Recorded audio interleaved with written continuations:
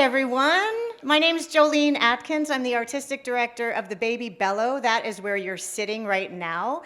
We are a nonprofit shared community space for culture and creativity, and we love hosting events like this with partners like Riverwise and Penn State Beaver. And this is also a space that you can book for anything that you would like to do. I know we talked a little bit.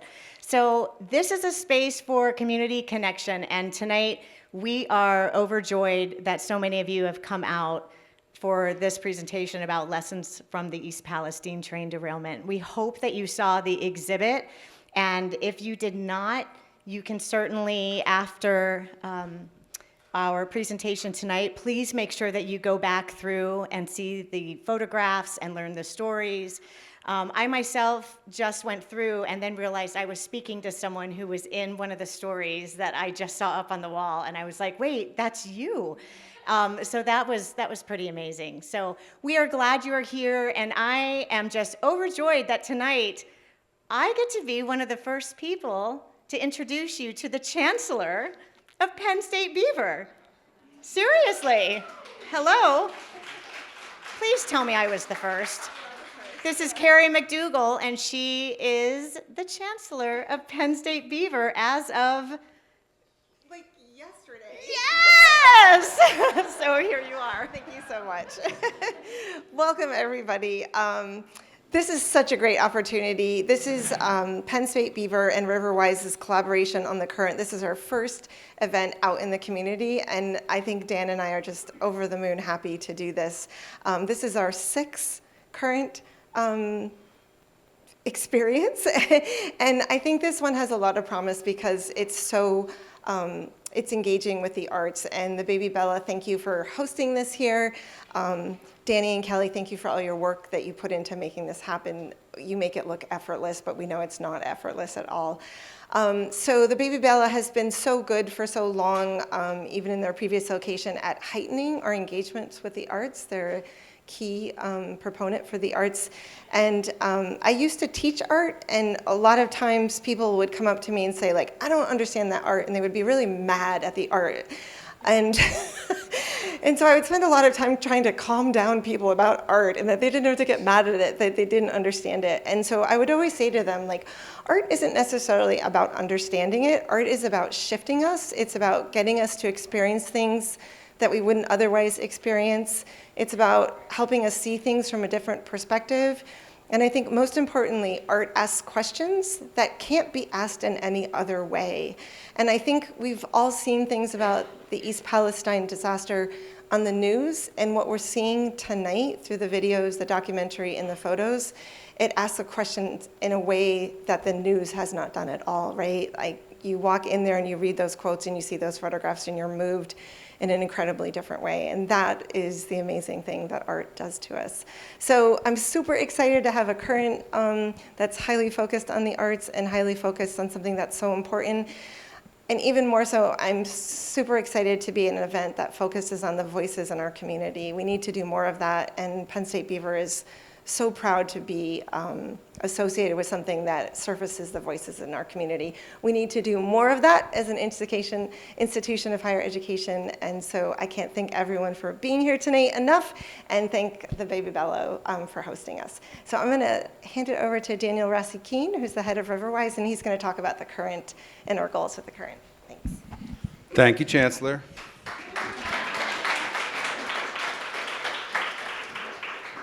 Thank you so much. As Carrie said, my name is Daniel Rossi-Keene. I have the privilege of serving as the executive director of Riverwise. And tonight is a beautiful example of how our team comes together, rallies around an idea, and creatively sorts out how to respond to it. So super honored that you all are here tonight, and really humbled about the possibility and opportunity of telling some of the story of the East Palestine train derailment. My job over the next handful of minutes is just to give you a brief orientation to what the Current has aspired to be and set up our conversation that will follow. So, Kevin, if you could go to the next slide. Let me tell you briefly what the goals are of the Current. Actually, before I do that, how many of you have never been to the Current before? Raise your hand. Okay, great. So this is useful. So the current is a series, a conversation and art, or a lecture series at the intersection of local history, community concerns, and contemporary society. Intentionally, the white word up here, intentionally intersectional. So trying to understand the connective tissue between these various kinds of elements, the kinds of things that over time kind of go into the soup of a community and their culture and their identity and their hopes and their dreams and their fears and all of those sorts of things. We wanted to surface a series of conversations around those kinds of issues, and that is what the current aspires to be.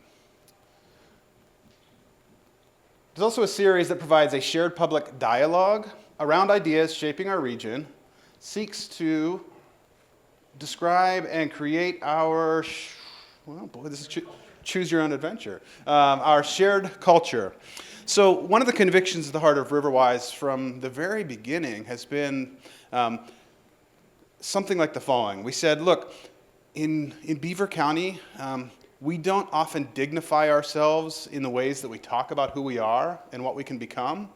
And so we said, if we can start to think differently and speak differently about ourselves, so we can tell different stories about our communities, we're on our way to becoming what we are speaking about. And so the current really aspires to create a kind of public shared dialogue around what we want to become as a region. And so hopefully you'll hear some of that here this evening. Kevin? Just as a brief recap that Carrie mentioned, this is our 6th installment of the current to date. We started out with a conversation about regional history and identity by Bill Flanagan, who you've probably seen on the news at various times. Then one of the faculty from Penn State Beaver, Dr. Robin Bauer, talked about education, the humanities, critical thinking.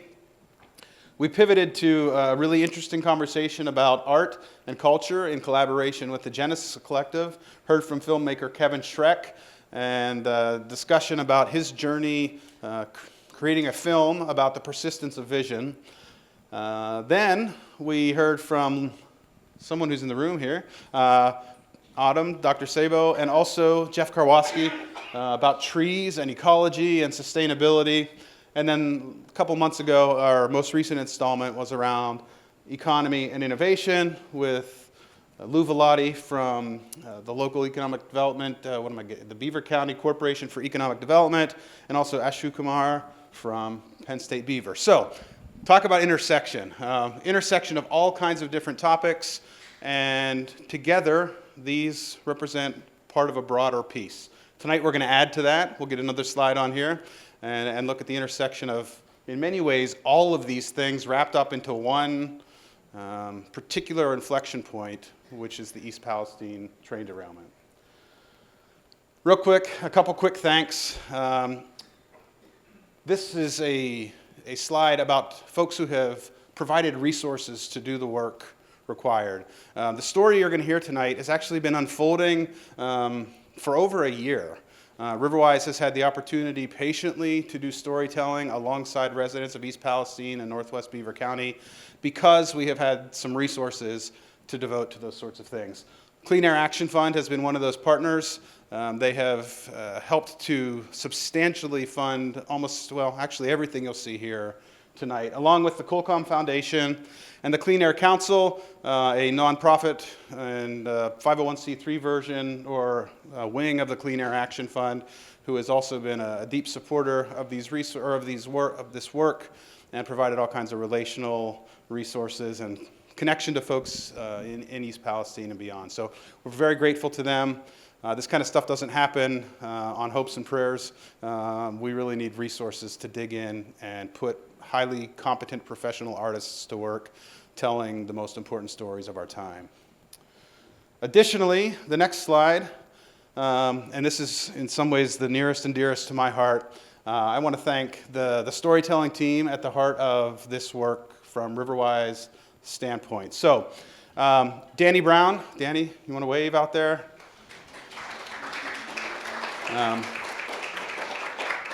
It's really not overstated to say that Danny birthed both this project and a beautiful child at the same time.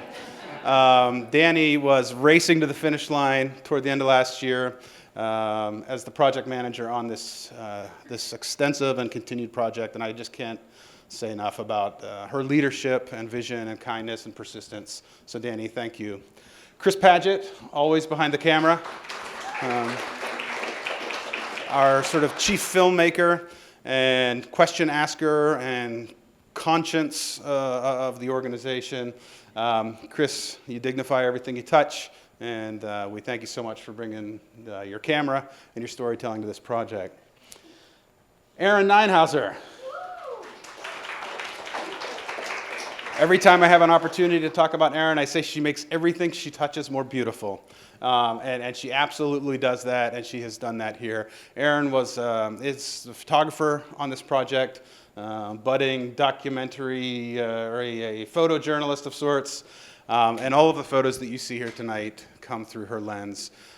She has also been kind of the creative brain and activator of much of what you see on the walls this evening, and so you can thank her for her professional and caring eye on this project.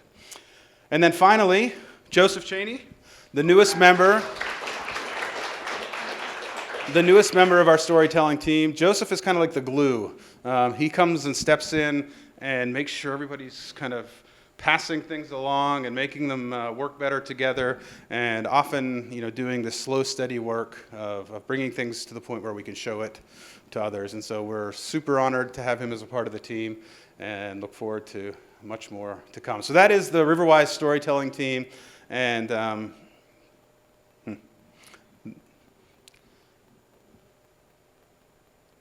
so thankful for them, and so thankful for what they bring to our community.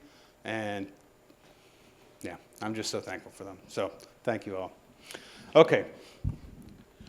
Everything you're going to see tonight and more is available on still-here.media.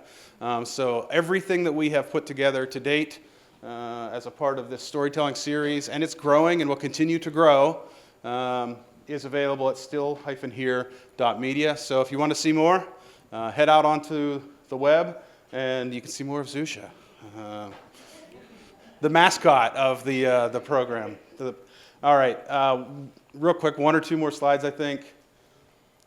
Okay, so tonight is sort of a reveal of sorts. What we are talking about tonight is a cultural moment at the intersection of environment, of culture, of economics, of political identity, of community identity, all of these forces coming together in a single moment. And we're at an inflection point as a people where we have to think much, much more about environmental justice, how we organize resources, how we organize our communities. And in partnership with an organization called New Sun Rising, we have made a commitment and also some tangible steps toward moving in that direction. So tonight you might have seen a couple new faces. Tyler Schaub, you want to raise your hand back there? Tyler is our newly hired environmental justice project manager. As I said just a minute ago, other people start messes, and it's going to be Tyler's job to actually make them happen. So we're excited to be working with Tyler. And Takumba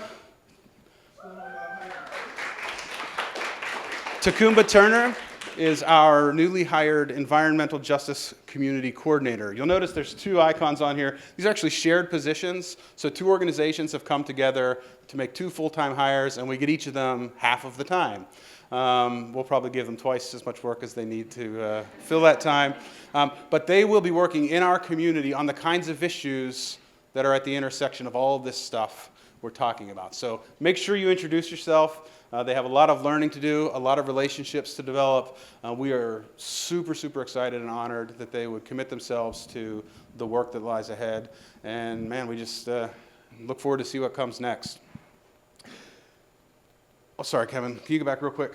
One of the things we're going to be doing very early on throughout the month of May is a series of Ignite Environmental Justice workshops. If you're sitting here tonight and you say, I have a project, an idea, a hope, a fear, something that is at the center of environmental justice concerns, we want to hear from you, and we want to invite you to this Ignite Environmental Justice workshop. We will be doing one of these specifically in Beaver County, and it will be on May 22nd at Seth Whitted's place here in Beaver Falls. If you scan this little QR code, it'll take you out to the website. You can register your interest for that. And the idea here is that you would come alongside a series of stakeholders, expertise like I just introduced, and they will help shepherd ideas to more and more sophisticated stages of implementation. So please avail yourself of that, and we are looking forward to more response than we know what to do with. All right, Kevin, now you can move on. Finally, I just want to thank so much the speakers who have come here tonight. You may or not know or understand this, but there's been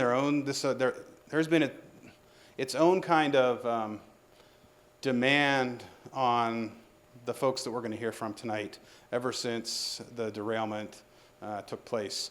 In a weird way, East Palestine has become sort of like, I don't know, like a site of a different kind of extraction. Extraction around stories, extraction around access, extraction around learning about what has been happening. And we've been reticent to participate in that. And we are super honored that folks who have many, many other things they could do with their time have chosen to come and spend time helping us think and learn around these issues tonight. So Hillary, you'll hear from each of these folks and they'll introduce themselves. But Hillary, Zusha, Misty, and Rob, thank you, thank you, thank you. This is an unfortunate story that you all are a part of, but we're honored that you'd be here to help tell it. So I think, Kevin, that might be it. That is all. I appreciate your patience listening to me.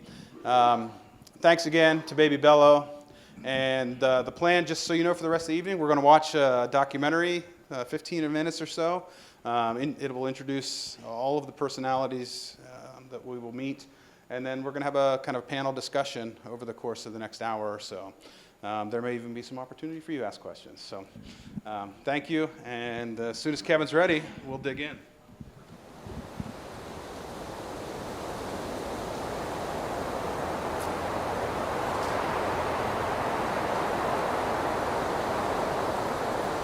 I don't know if it's just me, but I swear the trains are louder.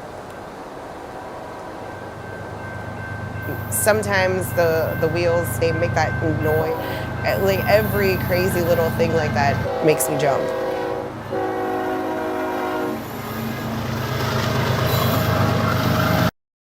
And I was never like that before.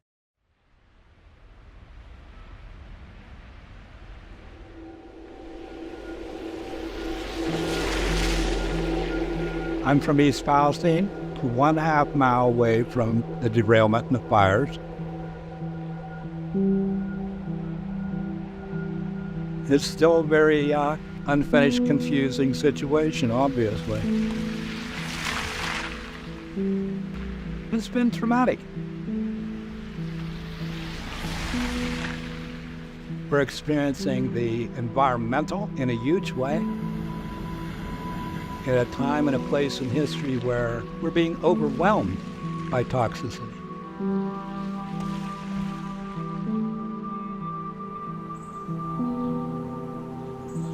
So, about where that semi's at is where it derailed. Okay. And then when I got home, like the tracks run right here. So all of this was all lit up on fire. Like all right here? Oh, yeah.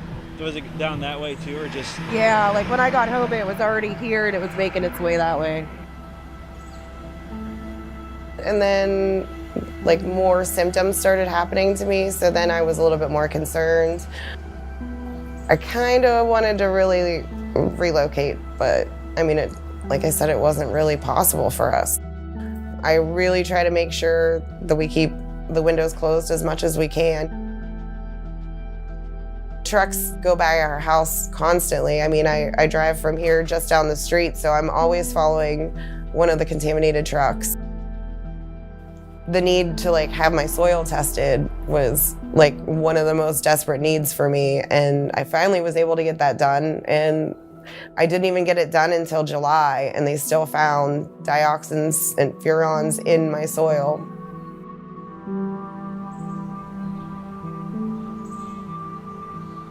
We are still experiencing the event. It's not like, a hurricane comes in, an hour later it's gone, and you have the trauma and now you deal with it. Like, we're still in active trauma mode. We still have an active disaster. So it's hard to even begin to heal. Before, like, I went to work and I came home and we spent time together. In the summer we'd go fishing, or we'd go for a hike through the woods, or sit on the porch and drink a couple beers. When you have a toddler, sometimes just sitting on the couch and watching her cracked me up, But we were very much like homebodies. Definitely wish I could have my old life back. As simple and boring as it was.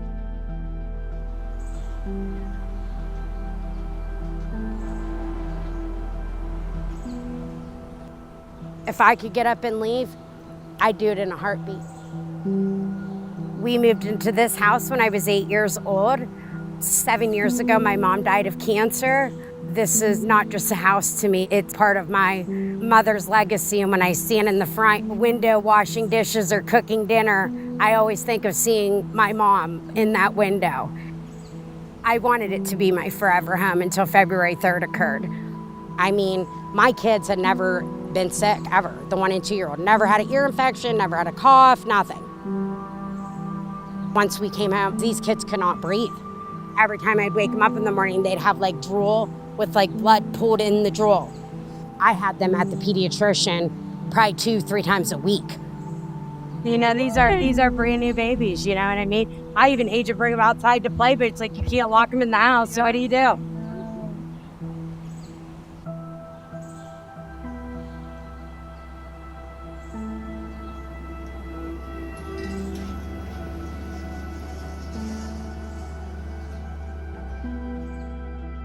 We bounced around a little bit more at the beginning, but then we've been consistently here since April.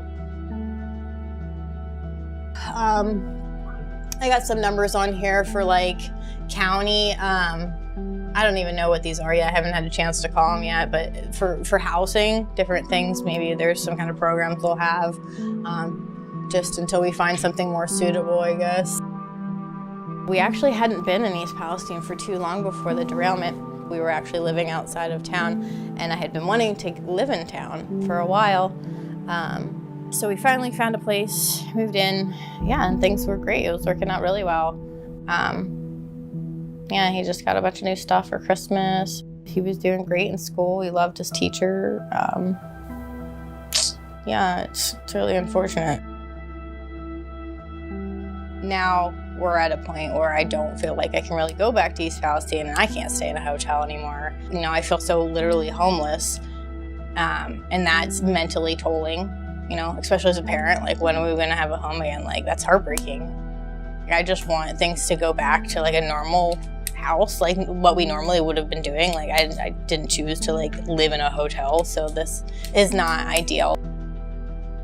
And it's stressful to think about every day, about like how we're not back to normal.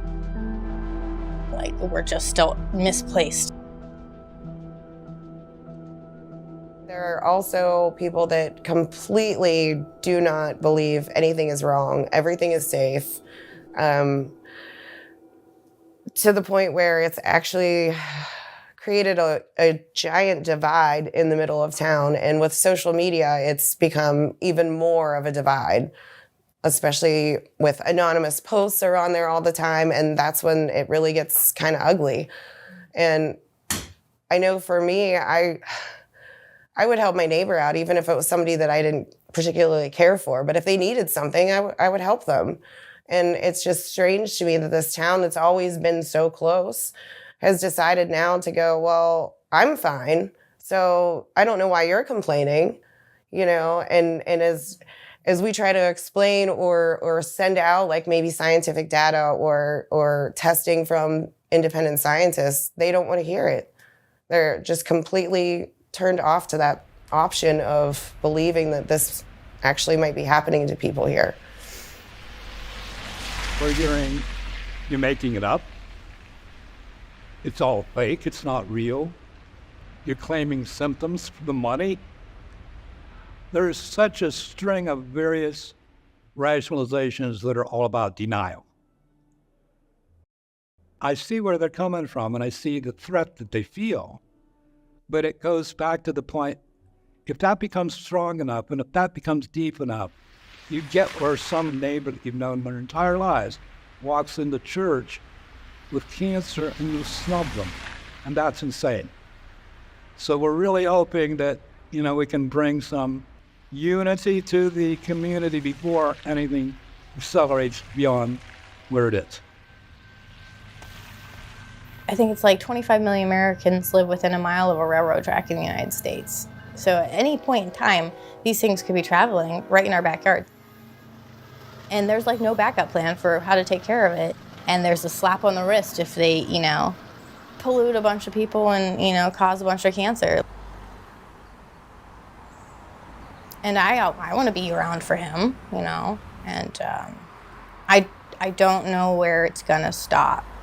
That's where I'm concerned about. Like, it's part of a bigger systemic problem, the fact that profit is constantly being put over people, and these agencies that are in charge of protecting us aren't doing that.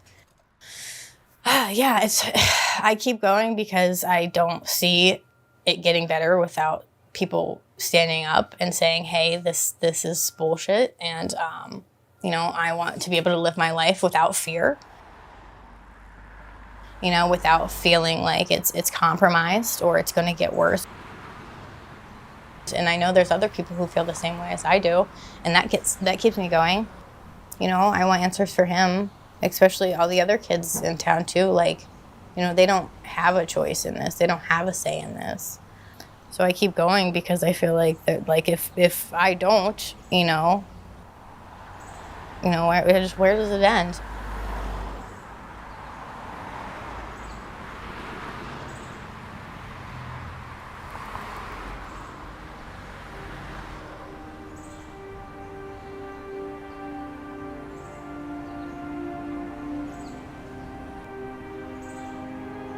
Most of the time it's exhausting and frustrating.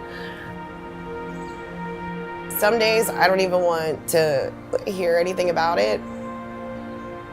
But there is a lot of us that are going through the same thing. Like, we all do understand. And that's been a really beautiful part of Unity Council, is watching people that had never had any type of, media training or haven't sat down with government officials, haven't spoken at a podium. We're just everyday people. I used to be kind of a wallflower. I would kind of just sit back and analyze things in my head, but not really say what I felt or speak out about it. And that's the biggest part, I think, for me, that I've really learned to be able to do, and not worry about the repercussions of it. And for me, I'm really proud that I found like a little niche that I could really expand on in different aspects of my life too. Just learning how to speak out, learning how to write letters and emails and do interviews and use my voice for something that we need. And so when we get a lot of backlash, we just stand taller. Just because we know we're doing what needs to be done. Being a bricklayer, we didn't do, went and worked from home and did our thing, and next day, but now, since this happened, I would talk to anybody that would listen.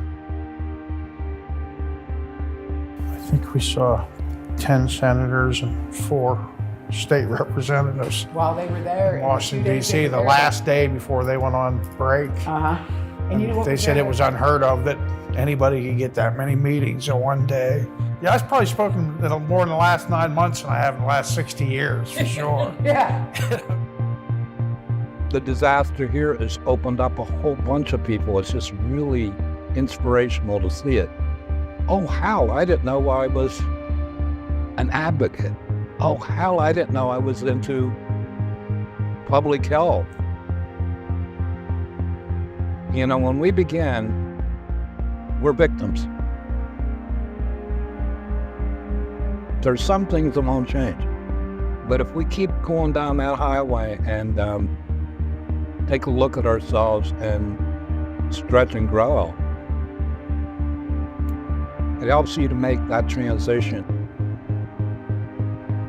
process the emotional intensity that we went through, and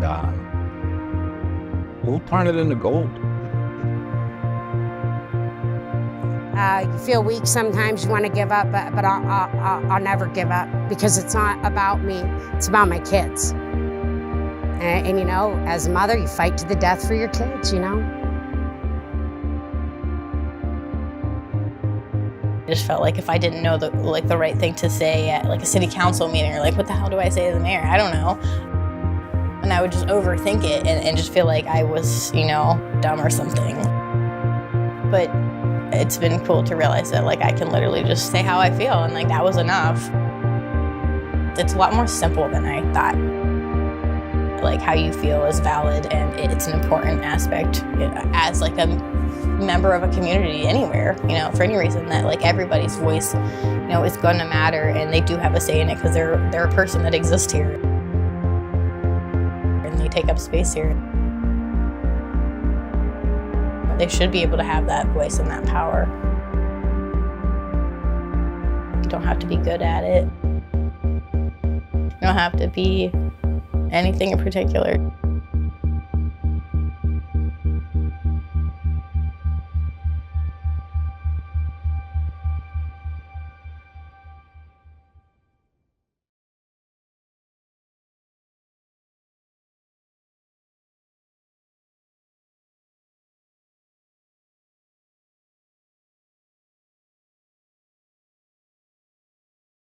Well, hello everyone.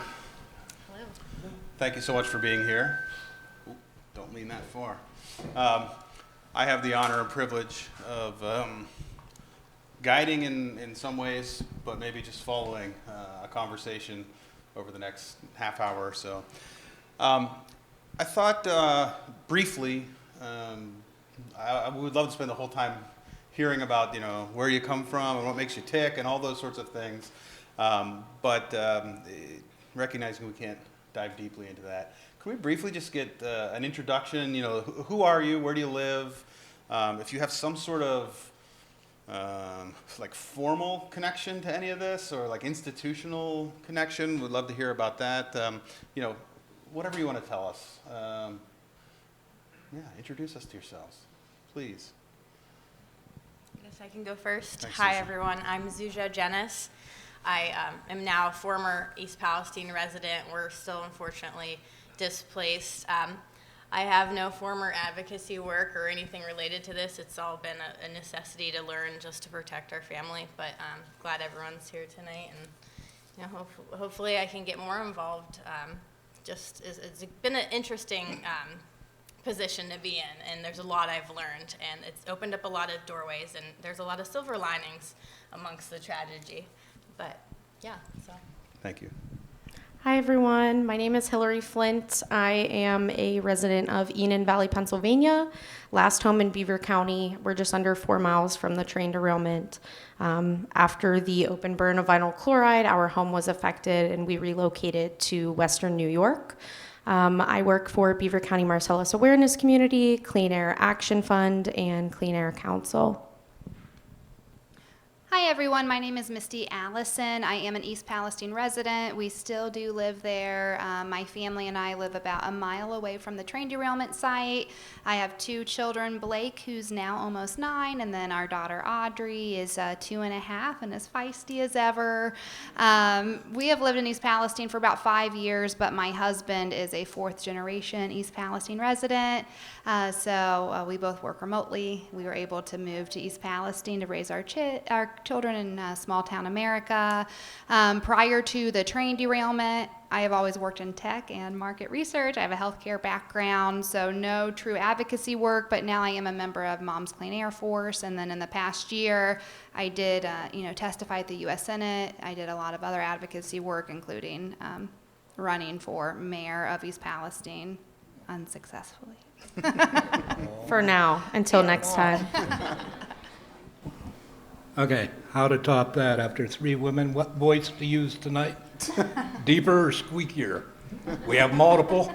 I'm I'm Rob Two Hawks. I'm almost 73. I have about half a dozen end-of-life conditions and shouldn't still be here, but I keep on trucking and still here. And what else can I say about that?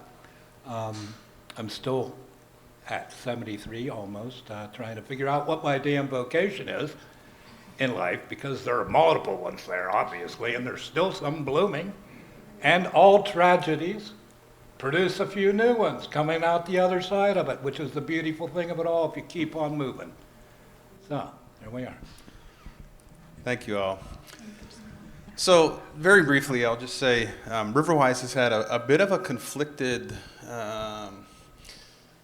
assessment of where we could, might, or should add value to what you all have experienced. Very early on, we recognized that we were geographically proximate.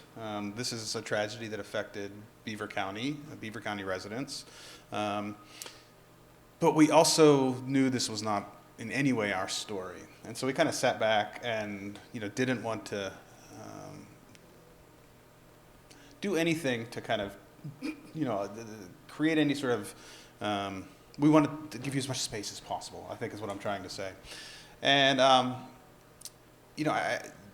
when we finally started to think about storytelling around this, we really wanted to do a different kind of storytelling, a slower, steadier, more patient, more intersectional kind of storytelling. And I don't know, maybe we've done that, maybe we haven't. We can maybe talk about that a little bit.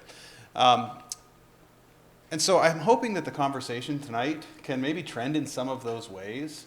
There have been so many things said about your community, about those people, about your experience, and we know that it's all more complicated and nuanced and difficult than that. So my hope is that we can avoid some of that more predictable kind of conversation. Having said that, I thought it made sense just for a second to give you an opportunity to just share with us, what has been the hardest piece of this last year and several months. Maybe that's an impossibly stupid question, but help us understand in some small way the weight, the pain, the struggle of what has happened and continues to happen to your community. I think the first thing that comes to mind for me is that it's just really, whoever you talk to, it's just the fear of the unknown. So everything just takes longer than you think it will. And I remember in the very beginning when we were evacuated and when we, came back, which was about a week later, we were told, oh, you will just be minorly inconvenienced for a month. And then a month turned into 2, and then 3, and then now 14, 15 months later, we're still talking about this and the cleanup is still ongoing. And everything just takes longer than you think it will. So for instance, I am very focused on research. I'm the chair of Dr. Erin Haynes from the University of Kentucky. She has a long-term research study, which is fantastic, and she's doing great work. But for instance, a lot of people in the community wore silicone wristbands last summer to test for polycitric aromatic hydrocarbons, which I had never heard of before, even with a science background. And we still haven't gotten the results for that yet. So as a mother, you will stop at nothing to protect your children. And so you are just trusting that it is safe to be in East Palestine. But at the same time, for instance, I'm also on the library board in town, and there are people across the country who send books every month about 9/11 and how the EPA got it wrong. And so it's just such a roller coaster, because some moments I will feel so hopeful and feel like everything is fine. And then you get something like that from somebody who has experienced a chemical disaster and is trying to, pay it forward and warn you. Because I get this all the time. A toxicologist called me a couple weeks ago when I was walking my dog, and people will see me on the news or something and then find my number. And then he's like, I am a doctor, and I just want to tell you that you are doomed. Can I have your email address so I can send you a slide deck about why you need to leave? And I'm like, sure. I'll look at it. But I think that's the biggest thing, is just the the fluctuation of emotions and just really that fear of the unknown. Because at least for me and my family, we love East Palestine. It's such a great place to raise a family, and we are in it for the long haul, but only if it's safe. And it's, you know, we lived in the Cleveland area before this for about 10 years. And honestly, if this happened in Cleveland, we would have left by now, but we would have moved to East Palestine to be closer to family. So that's really the biggest thing. You have a vested, you have a really vested interest in ensuring that your community is okay because you love everybody there and you really have deep roots there. Thank you, Misty.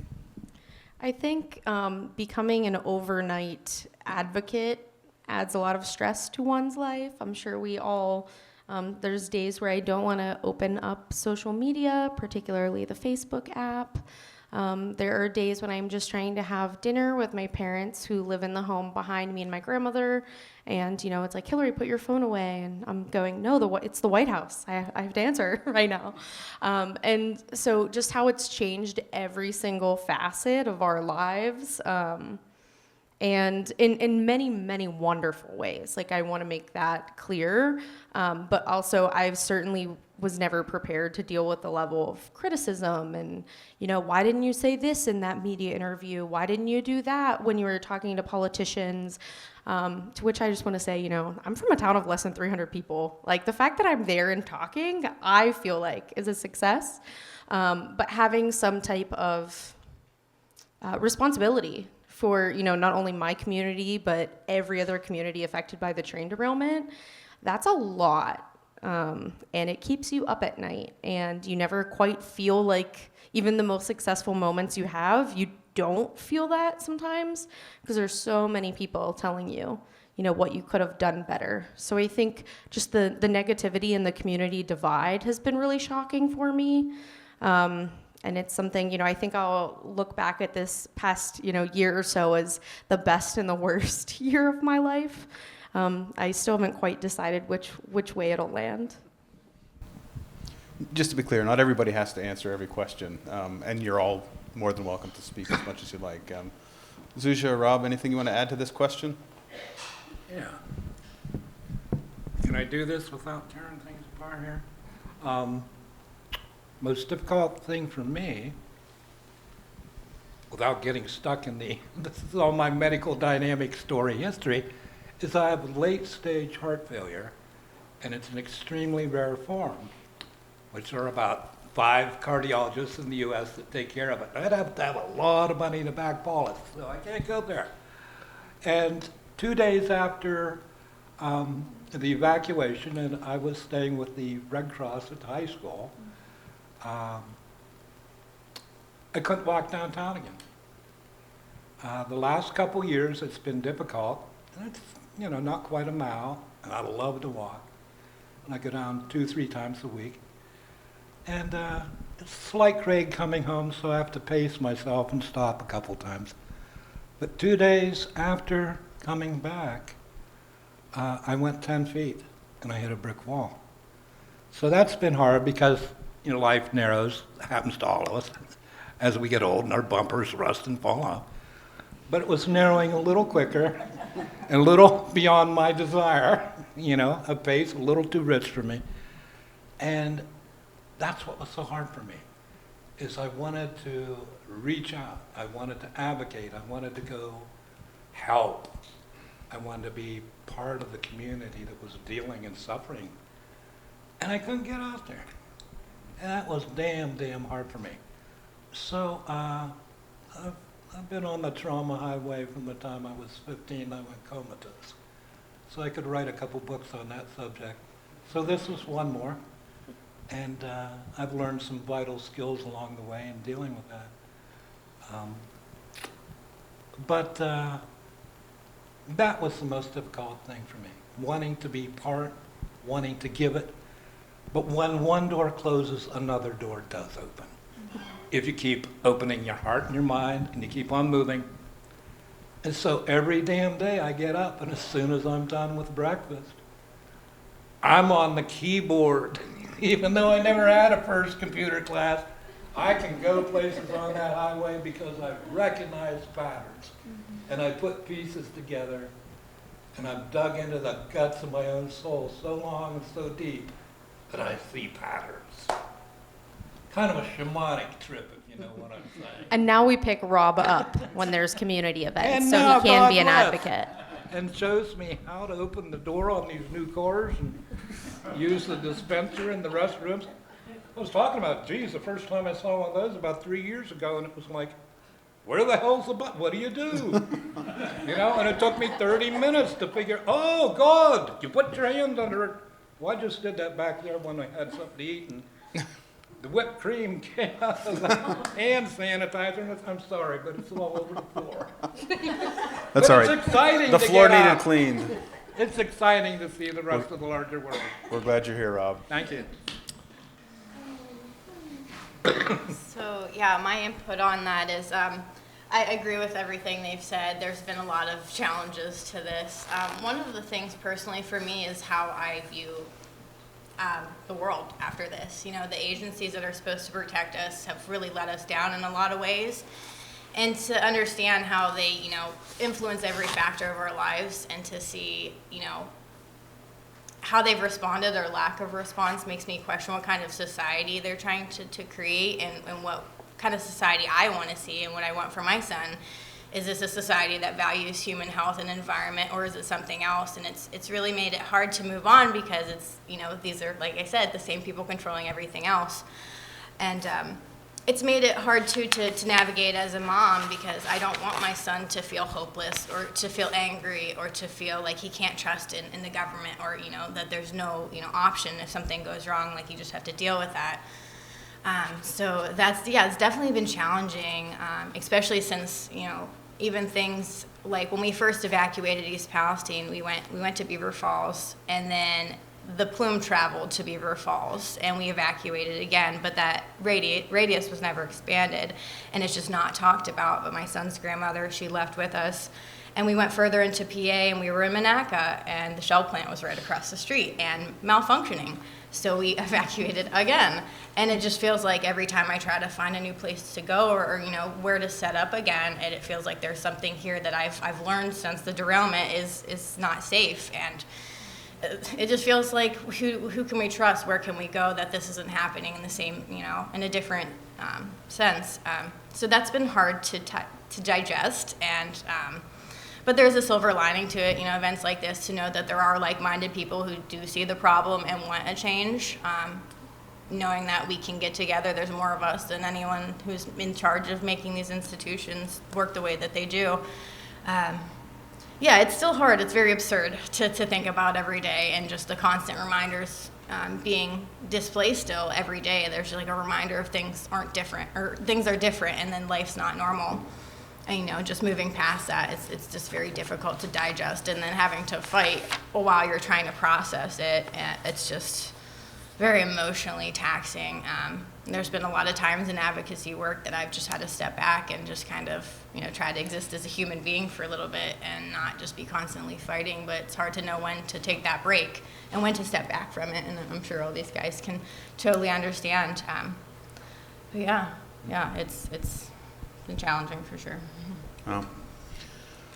Well, thank you for trying to distill what is, I'm sure, a lifetime worth of conversation into, what was that, 7 minutes or something? We're going to take a bit of a left-handed turn, but I just want to again say, you know, we don't want to gloss over the depth of challenge, even though we're going to start asking some different kinds of questions. So this next series of questions will be a bit of dealer's choice. So I'm going to give you 2 questions, and you can decide if you want to answer either of them, or I don't know, maybe if you want to answer a different question, let us know that too. But I really want to start to move toward a conversation around some of the things you've actually all hinted at. I've heard you, I think every one of you, say something about seeds of hope, or something that was constructive, or ways that you've grown. So here are the 2 questions. What has been the most life-giving thing that you've experienced over the course of the last year or so? And or what has most surprised you? So either of those questions or whatever else you want to say. So I learned through my various media training that I can say what I want and I don't have to answer questions, so I'm just going to do that now. I think it kind of goes into that, but what has surprised me in this is that so many of us have gone to different, variations of government or government agencies, and we asked for help. And we were continuously told, oh, that's outside of our power. We don't have power to do that. And this word of power kept coming up in every conversation I had. And I always think of this Spider-Man meme where they're all pointing at each other. Like every meeting felt like that. And what I've learned over the past year or so is that we all have power, and what a crock of shit it is that these politicians don't. So, I would go into meetings and they would make these challenges to me, which felt interesting. I was in a Darlington Township meeting, and I brought them a proposal because Darlington Township had received over $600,000 of community relief funds, and they weren't making that available to the people. And I said, so how is that community relief? And they gave me this concept of it'll save us money long term if we put it away and put it in a bank account. And he actually made, one of the township supervisors made the challenge to me, then if you think that you can do better, get the president here, get Governor Shapiro here. And, I laughed about it at the time, and other people in the room, everyone kind of looked at each other and were like, oh, he probably shouldn't have challenged her to do that. Because then I went home and a couple of us, had been talking about how do we get the president here, and we actually did it. So that idea that people don't have power and politicians don't have power is absolutely ridiculous, because a couple of us wrote a letter and got the sitting president of the United States here. What I have learned is that, power is what you step into. Anyone can have it. And it's no longer about lobbying politicians. Sure, it is if you have billions of dollars, but we the people have a vote, and that is priceless in this day and age. And so a lot of power just comes by standing together and showing up together, and just we are the power is what I've learned.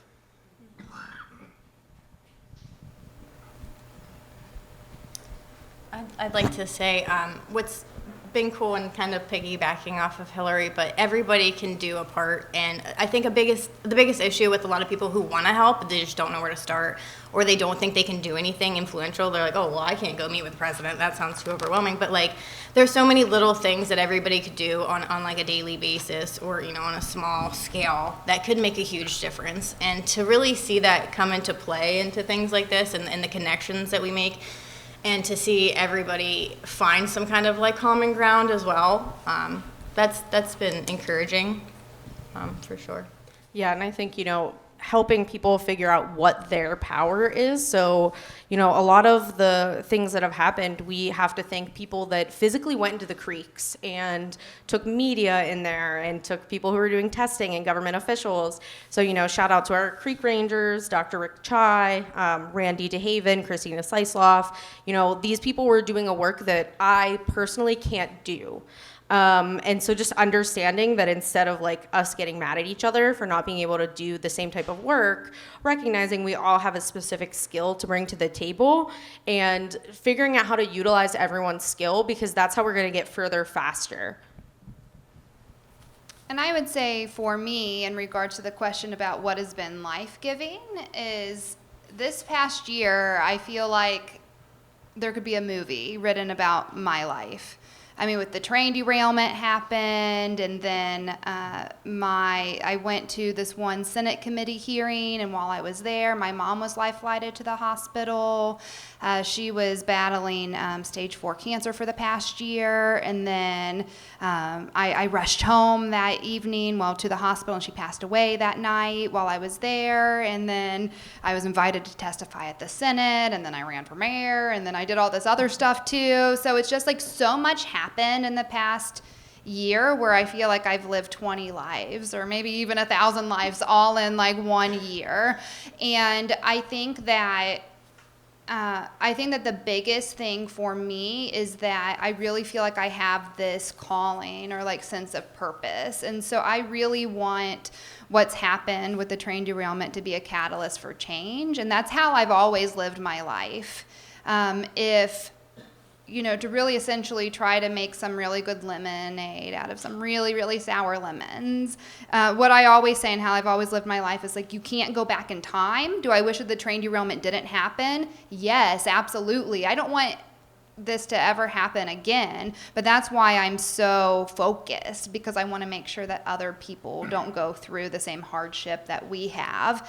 And especially as a qualitative researcher by training, you're really taught to listen to people. And so I just have so much empathy for everybody. And that's why I've just really appreciated what Riverwise has done, is to be able to give so many people an outlet to share their story, because we all have very different stories, even though we've all experienced the same event. And so that's why I think it's so crucial for everybody's perceptions and opinions and beliefs and attitudes to be able to be showcased. And so what I've really been focused on is being able to put a face on this chemical disaster, because it's not a political issue, it's really a people issue. And so I've just been very focused on ensuring that everybody who has been impacted has a voice and is able to share what they have experienced, so we can make sure that East Palestine and the surrounding area does recover and thrive,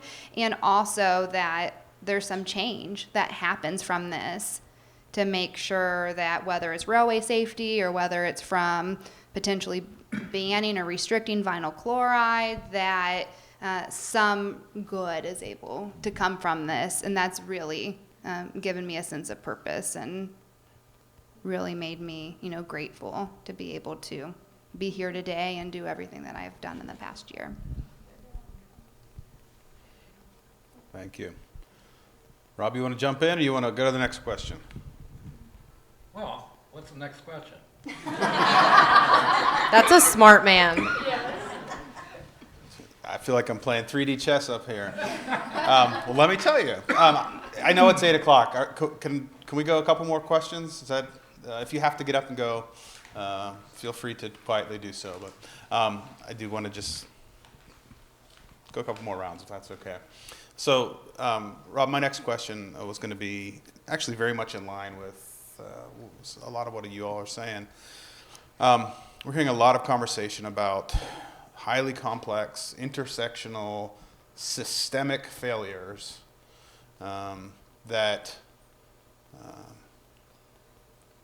feel very disempowering.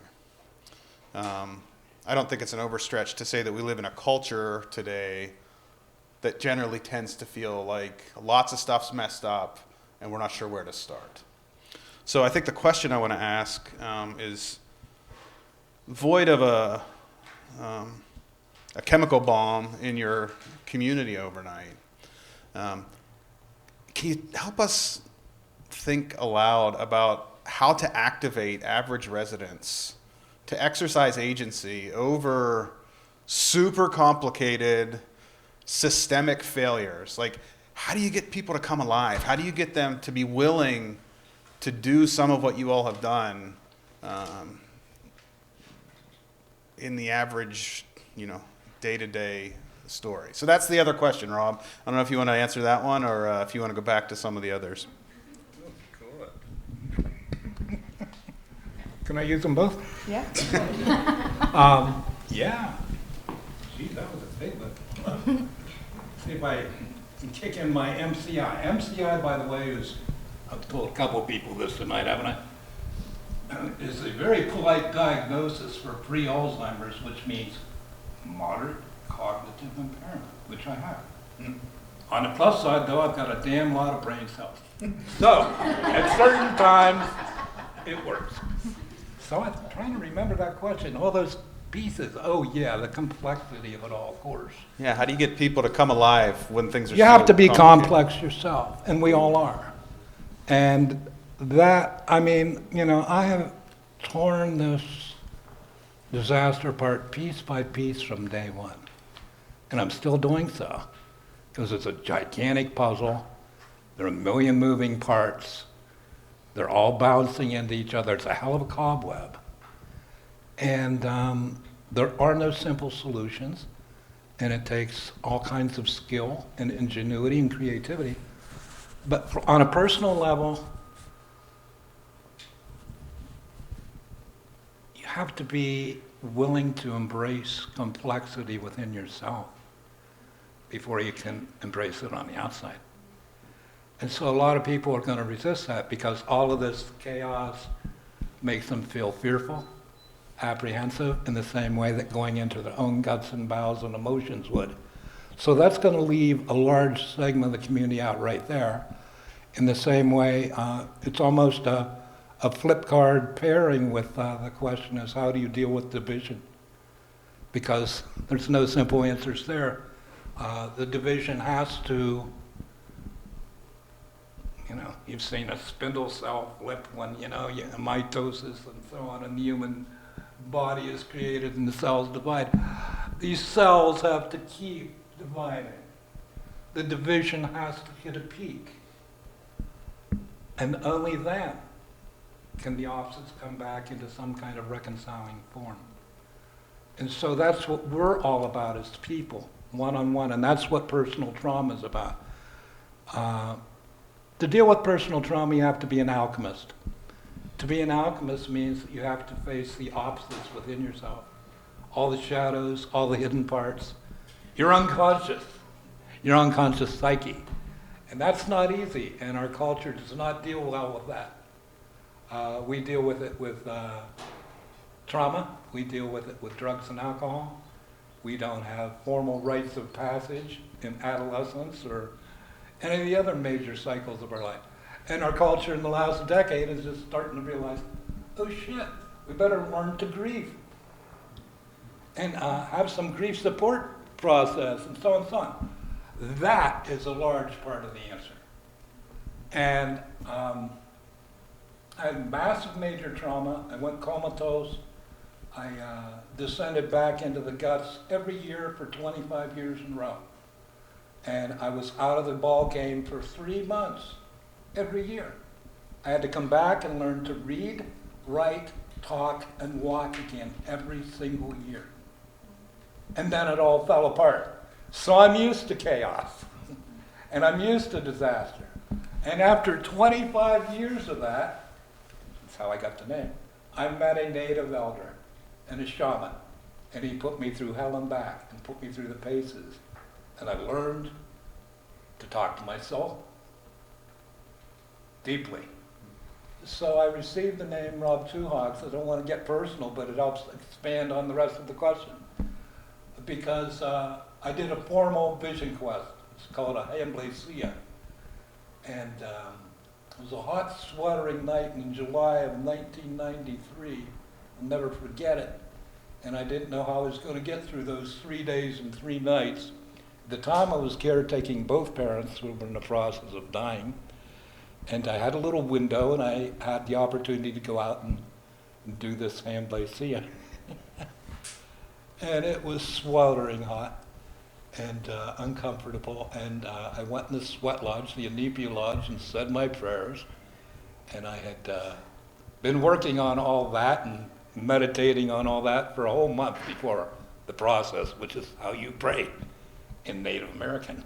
Seriously and deeply. You chop wood, you carry water, and you build the fire. And you prepare your prayers, and your prayers fly. And anybody's would, if they chopped wood and heated stones white hot and prayed for everybody besides themselves as well. So at any rate, to cut that story short, which is a book in itself, I came out of the sweat lodge and was sitting on the log in front of the campfire I built.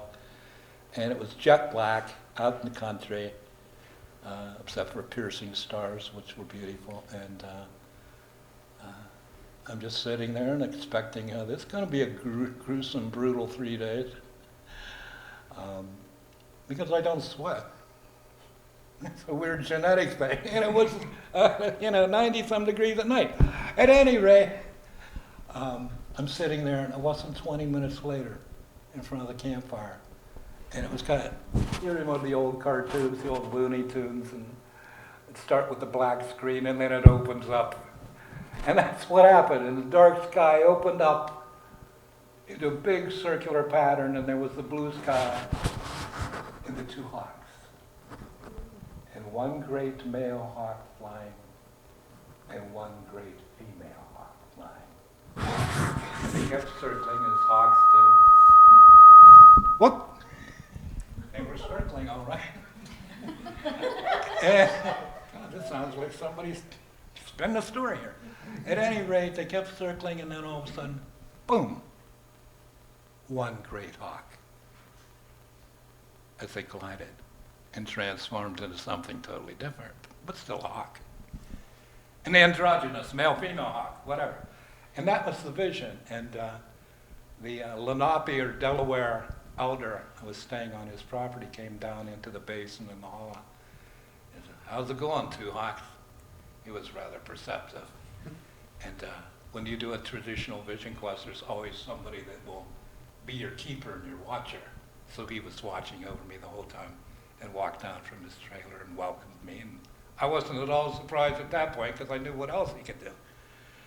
And from that day since, we've been working on getting those two sides to come together.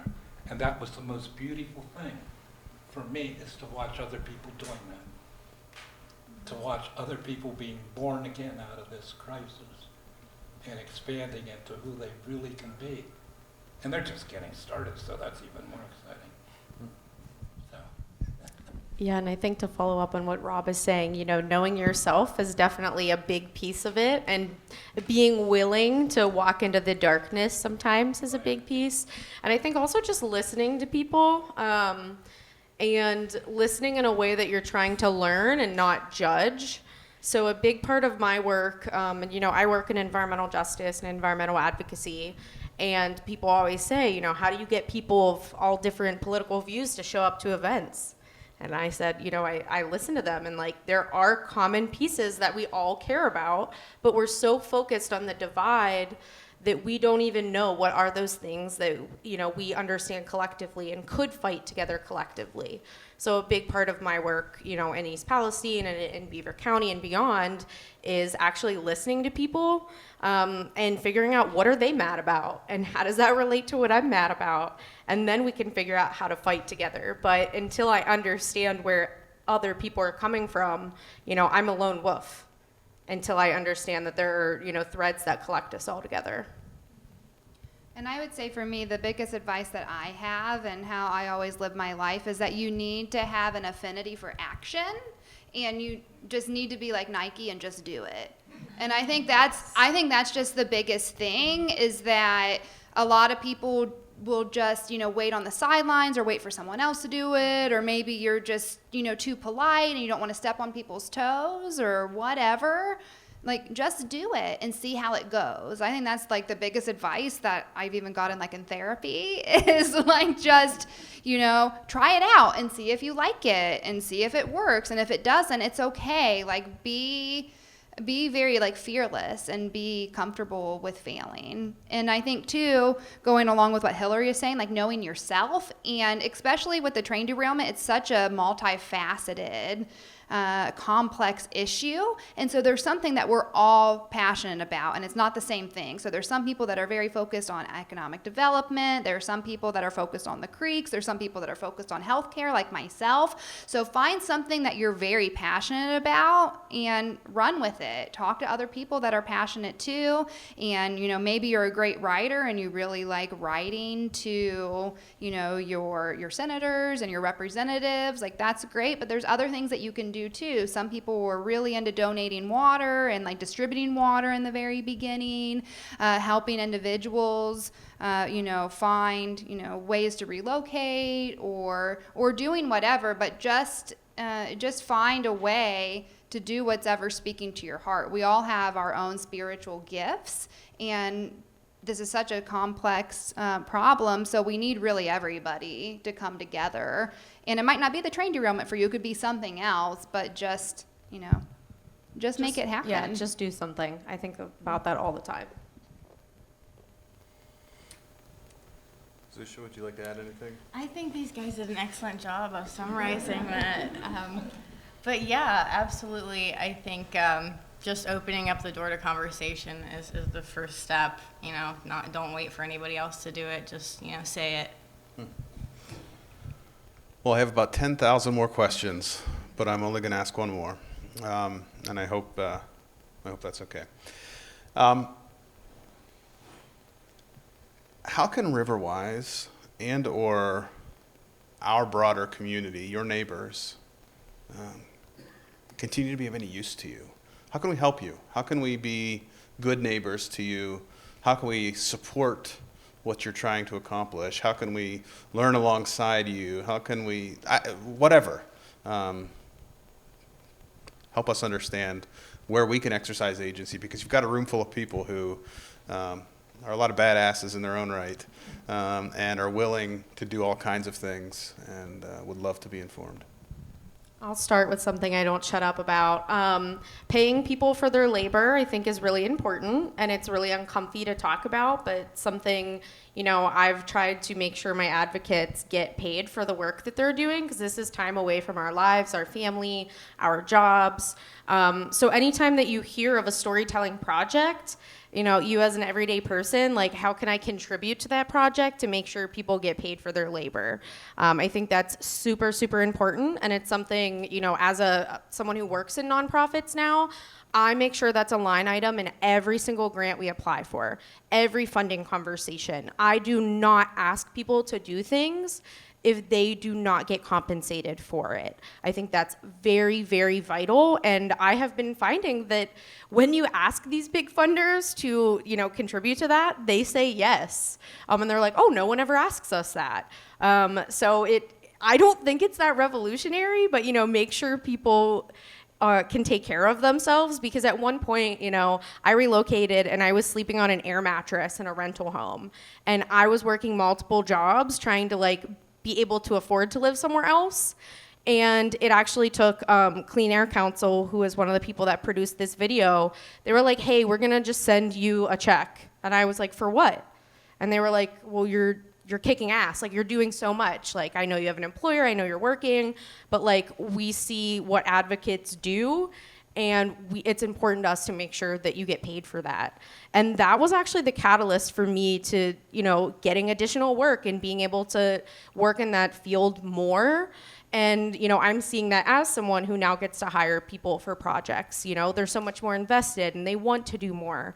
And, you know, on those lines, just contribute to mutual aid. You know, not everyone can pay someone for their labor, but if you know they have an Amazon wish list or a GoFundMe, I had someone ask me, you know, how do I know if I can believe it? And I just think, you know, throw out all of that. Like, do they deserve it? Oh, well, I see they got their nails done. Like, just throw that out. Be a human being. Just, if you have $5 to give, that's $5 more than the person had yesterday. So just do it. So I think in a world like we live in right now, it's just so important to make sure people can, you know, feed themselves. So just contribute to advocates like everyone up on this panel who are, you know, fighting nonstop. I would say from the Riverwise perspective, continue to shine a spotlight on what is going on, because this story isn't over. It's constantly evolving. And like I said already, there's so many individuals out there who have not had their story shared.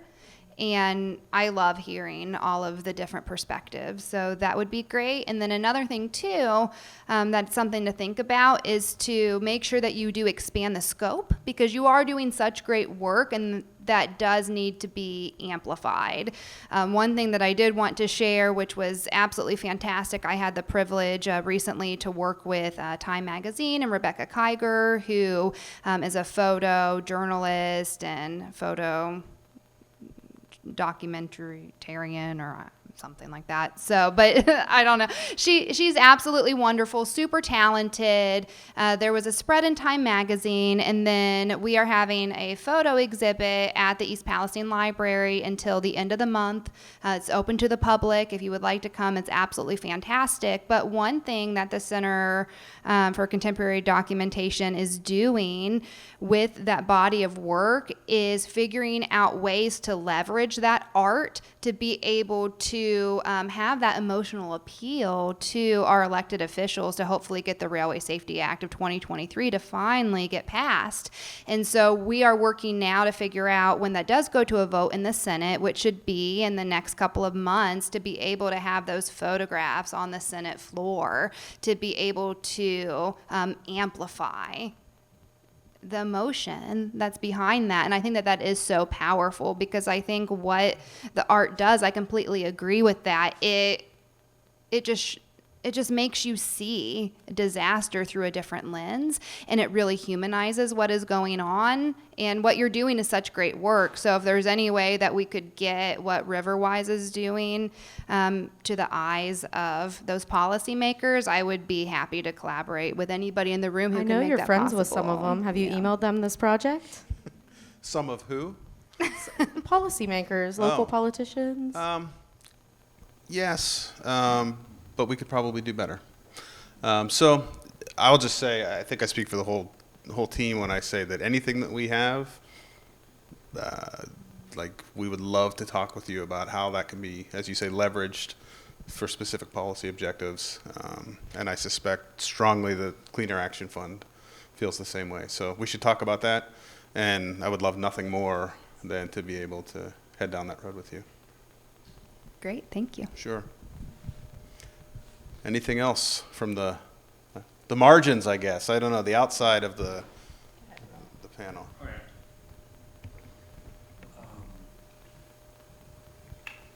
I finally read some of the Riverwise articles, as I was telling you, a couple of days ago. Okay. They were good. And a big theme, and one that I believe you used and connected throughout this whole thread of questions, was resilience, and how important it is to Riverwise, and how important it is to everybody that's been through a difficult disaster or trauma, and how important it is to every single one of us. This is a word that's been out there forever, and it means different things to different people. We started to hear a lot more about resilience after COVID. And some of that's been very helpful, and some of it isn't. And there are a lot of unique small things you can do, like eat better, sleep better, do a little yoga, don't do a little yoga, have 1 or 2 good beers, but not 15. There are a lot of things you can do. Anyhow, I went and sponsored my local Dollar General store and got something resilient. Will you hold on to the other end, please? Sure. Now pull that damn thing. Is that resilience? No, that's resilience. So there's our little lesson in resilience. I knew that would remind me to mention this subject tonight. Resilience. Here, this is for you. Would you like that? Oh, whoever. It matches your dress, Hillary. Anyhow, what else can I say about that? Resilience. I'll say something, and it sounds like I'm waxing poetic, which I am, and spinning stories, but they're deep stories, and they're real, and they're meaningful. Resilience, the ultimate ingredient in resilience. Again, it's always the opposite. Great psychiatrist Carl Jung once said that no great tree climbs to heaven without first sinking its roots in hell. Now that sounds a little frightening, but when you really ponder where he was coming from, it was back to talking about getting to know your shadow, your emotional self, your unconscious, and there's no better way than deep grieving. So learn to go there if you need to. But what all trauma, all disaster, all difficulty, all loss, all death, all ending of relationship does is it generates one thing: separation. Separates you from yourself, and you dissociate during trauma, from your own deeper resources, from your own unconscious knowing and creative process. It separates you from others. Communities become separated and divided during disasters, as we know well. And so you want to do something that connects and builds bridges. And so that's what I would ask, is stay connected to your community, what you're working to do, to each other, to those you know and love, and to us. And that is the heart center of resilience, to already have some good, strong connectivity for whenever difficult and rainy days come. And thank you very much for this. Well, thank It's you. important title. So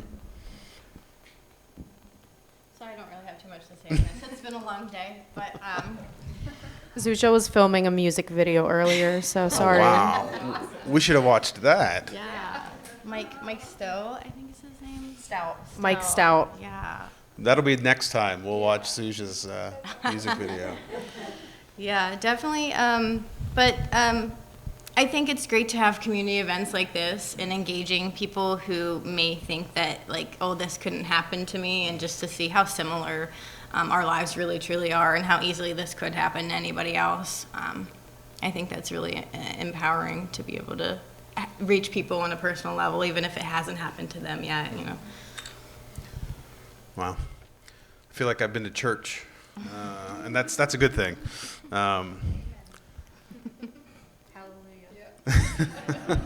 So many more things that want to be said, but that's the sign of a good conversation. And so I just want to thank each of you.